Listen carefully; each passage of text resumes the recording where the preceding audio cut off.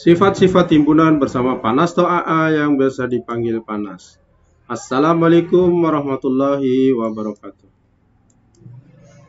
Tonton video ini sampai selesai agar mengerti dan paham materi pelajaran ini. Jangan lupa subscribe, like, komen, dan share. Sifat-sifat himpunan. Kardinalitas himpunan.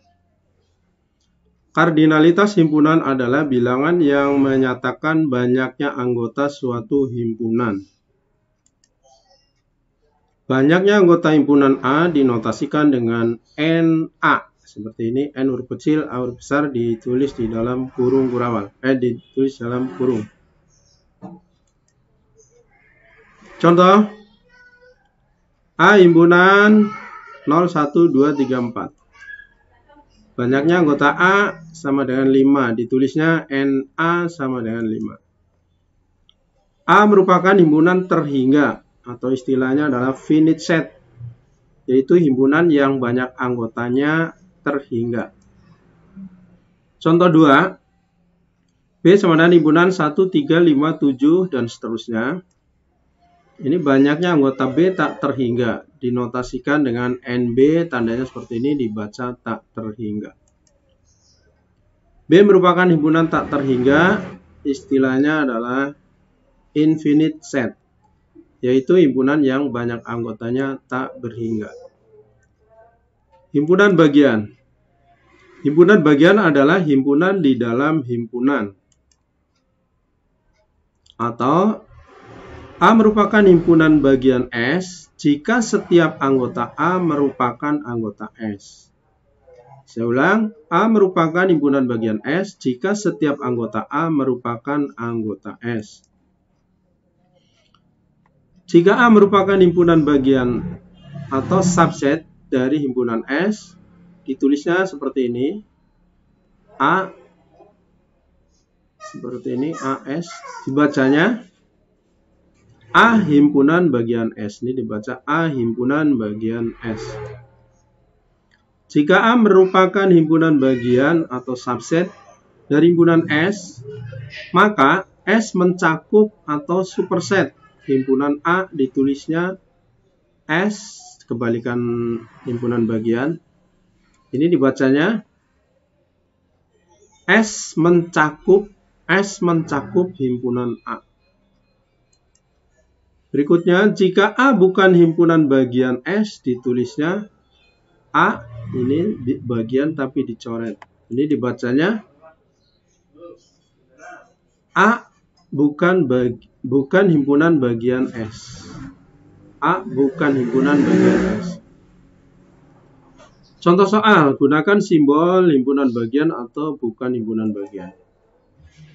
Jika S siswa dalam kelasmu, A himpunan siswa laki-laki dalam kelasmu, B himpunan siswa perempuan dalam kelasmu, C himpunan siswa laki-laki di kelasmu yang gemar sepak bola, D himpunan siswa laki-laki di kelasmu yang gemar bulu tangkis, E himpunan siswa perempuan di kelasmu yang gemar menyanyi, F himpunan siswa perempuan di kelasmu yang gemar menari. Soal ini kalau ditulis seperti ini masih susah dipahami.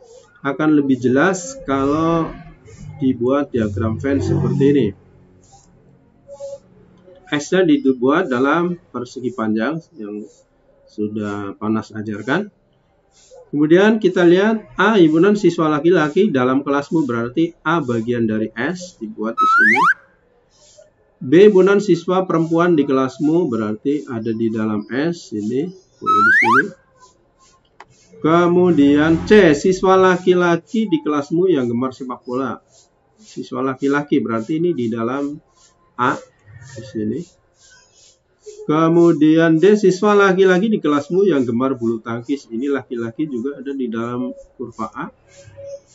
Kemudian E, siswa perempuan di kelasmu yang gemar menyanyi. Ini siswa perempuan berarti ada di dalam B.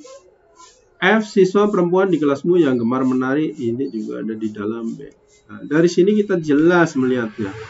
Maka kalau ada A dengan S, apa? A apakah bagian dari S? Iya. Kemudian F apakah bagian dari A? F apa di dalam A? Tidak. Berarti Bukan bagian. Apakah C himpunan bagian S? C ada di dalam S? Ya, C ada di dalam S. Apakah D ada di dalam A? D di dalam A? Iya. Berarti himpunan bagian. Apakah B himpunan bagian S? B bagian dari S? Iya. Apakah A bagian dari B? Bukan. Apakah D bagian dari B? Apakah D ada di dalam B? Bukan. Apakah A himpunan bagian dari B? A himpunan bagian dari B? Iya. Apakah A himpunan bagian dari A? A himpunan bagian dari A? Bukan. Apakah C himpunan bagian dari B? Juga bukan. Nah, ini udah jelas. Selanjutnya, setiap himpunan merupakan himpunan bagian dari himpunan itu sendiri. Nah, ini nanti kita buktikan. Himpunan kosong merupakan himpunan bagian dari setiap himpunan. Ya, saya ulang, setiap himpunan merupakan himpunan bagian dari himpunan sendiri. Himpunan kosong merupakan himpunan bagian dari setiap himpunan. Perhatikan contoh. Kita lihat contoh. Jika M himpunan 1, 2, 3, 4, 5. N anggota M. N merupakan himpunan anggota M yang ganjil. Kemudian O himpunan anggota M yang kurang dari 6. Kemudian P himpunan anggota M yang lebih dari 6. Maka N sama dengan anggota M yang ganjil. Anggota M yang ganjil adalah 1, 3, dan 5. Berarti ini N, semua anggota N ada di dalam N. Setiap anggota N merupakan anggota M, berarti N himpunan bagian M. Kemudian O, maka O anggotanya adalah anggota M yang kurang dari 6. Anggota M yang kurang dari 6. Anggota M ini yang kurang dari 6. Ah, ini semua kurang dari 6. Berarti 1, 2, 3, 4, 5. Setiap anggota O merupakan anggota M. Berarti O himpunan bagian dari M. Nah, ini sama. Ini sudah terjawab. Setiap himpunan merupakan himpunan bagian dari himpunan itu sendiri. Nih. O merupakan bagian dari M ini. O dengan M sama. Yang berikutnya. Himpunan P. Himpunan P anggota M yang lebih dari 6. Anggota P yang lebih dari 6. Anggota M yang lebih dari 6. P anggota M yang lebih dari 6. Anggota M yang lebih dari 6 ini tidak ada, berarti himpunan kosong. Nah, himpunan kosong ini merupakan himpunan bagian dari M. Kenapa ini disebutkan P anggota M? P anggota M yang lebih dari 6. Berarti setiap anggota P merupakan anggota M. Berarti P juga merupakan himpunan bagian dari M. P himpunan kosong merupakan himpunan dari himpunan M. Jelas, ini udah terjawab. Himpunan kosong merupakan himpunan bagian dari setiap himpunan. Sekarang kita yakin bahwa pernyataan setiap himpunan merupakan himpunan bagian dari himpunan itu sendiri. Ini benar adanya. Kemudian himpunan kosong merupakan himpunan bagian dari setiap himpunan. Selanjutnya himpunan kuasa. Apa artinya himpunan kuasa? Himpunan kuasa dari himpunan A adalah himpunan-himpunan bagian dari A. Dilambangkan dengan P kurung seperti ini, A. Dibaca PA. Banyaknya anggota himpunan kuasa dari himpunan A dilambangkan dengan N. Dikurung, ini kurungnya double seperti ini. NPA. Jika banyaknya anggota A ditulisnya NA sama dengan H, maka NPA sama dengan 2 pangkat H. Kita buktikan. Ada berapa banyaknya himpunan bagian Q? Himpunan Q banyak anggotanya ada 3. Banyaknya himpunan bagian Q ada 2 pangkat 3. 2 pangkat 3 sama dengan 8. Atau ditulis dengan notasi NPQ sama dengan 8. 8 dari 2 pangkat 3. Kita buktikan. NPQ, PQ himpunan bagian Q. Pertama yang kosong. Tadi himpunan kosong adalah merupakan himpunan bagian dari setiap himpunan. Jadi himpunan kosong. Kemudian yang mempunyai 1 anggota, himpunan 2. Kemudian himpunan 4. Kemudian himpunan 6. Ini ada 3 himpunan. Kemudian yang mempunyai 2 anggota, himpunan 24, 24, 26, dan 46. Ini ada 3 anggota. Kemudian yang mempunyai 3 anggota, ya 2 anggota ini, 3 anggota, ya 2, 4, 6. Himpunan itu sendiri. Jadi semua ada berapa ini? 1, 2, 3, 4, 5, 6, 7, 8. Betul. Betul, di sini ada 8 banyaknya himpunan bagian dari Q. Ternyata sama dengan 2 pangkat 3. Contoh yang lain, ada berapa banyaknya himpunan bagian dari R? R anggotanya 2, 3, 5, 7. Berarti ini ada 4. NR ada 4.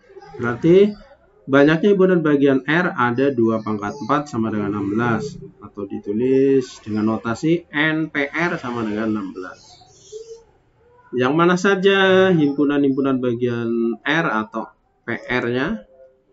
Himpunan kosong. Kemudian yang mempunyai 1 anggota, himpunan 2, himpunan 3, himpunan 5, himpunan 7. Yang mempunyai 2 anggota, himpunan 23, himpunan 25, himpunan 27, himpunan 35, himpunan 37, himpunan 57. Kemudian yang mempunyai 3 anggota, himpunan 235, himpunan 237, himpunan 257, himpunan 357. Kemudian yang mempunyai 4 anggota, ya himpunan R itu sendiri, himpunan 2, 3, 5, 7. Kalau kita hitung semua ini ada 1 yang himpunan kosong, ini ada 4, ini ada 6, ini ada 4, ada 1. 6, 4, 1, 4, 6, 4, 1. Itu polanya gitu. Kalau kita jumlahkan ini ada 16, berarti betul. Banyaknya himpunan bagian yang mempunyai H anggota dapat dilihat juga pada pola bilangan segitiga Pascal. Apa dan bagaimana cara membuat pola bilangan segitiga Pascal? Nah, pertama 1. Selanjutnya kosong, ini kosong ditambah 1, ditulis di bawahnya 1. 1 ditambah kosong, sebelahnya ini kosong, jumlahnya tulis di bawahnya 1. Ini kosong tambah 1, tulis hasilnya di bawahnya ini 1. 1 tambah 1, tulis hasilnya di bawahnya 1 tambah kosong, tulis hasilnya di sini 1. 0 tambah 1, hasilnya di sini 1. 1 tambah 2, hasilnya di sini 3. 2 tambah 1, hasilnya tulis di sini 3. 1 tambah 0, hasilnya tulis di sini 1. Dan seterusnya sini 0 tambah 1.